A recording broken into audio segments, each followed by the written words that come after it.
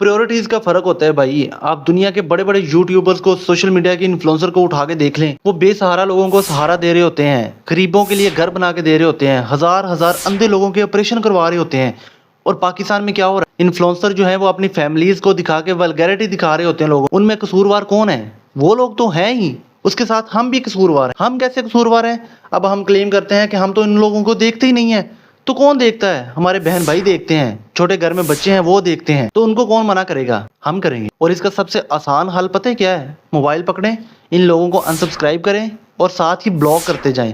हर social sites के ऊपर जाके इनको ब्लॉक करें, ताकि इनका कंटेंट आपके बच्चों के दिमाग में ना भरे और वो एक अच्छे इंसान बन सके। मिलियन में इनके सब्सक्राइबर होते हैं, मिलियंस में व्यूज आते हैं। जैसी वीडियो अपलोड होती है 1 घंटे में 3-4 मिलियन व्यूज आ जाते हैं।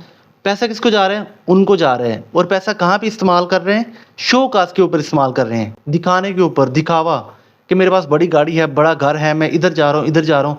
इससे क्या होता है कि जो मिडिल क्लास बच्चा बच्ची है वो एहसास कमतरी का शिकार होता है कि काश मेरे पास भी इतना पैसा हो। और फिर वो क्या करता है कि उसके पैसे कमाने के शॉर्टकट ढूंढता है कि मैं इतना पैसा किस तरह कमा सकता हूँ। तो खुदारा अपने ऊपर रहम करें, आने वाली नस्ल के ऊपर रहम करें, इन लोगों को ब्लॉक करें और कोई अच्छा कंटेंट देखना शुरू करें। शुक्रिया।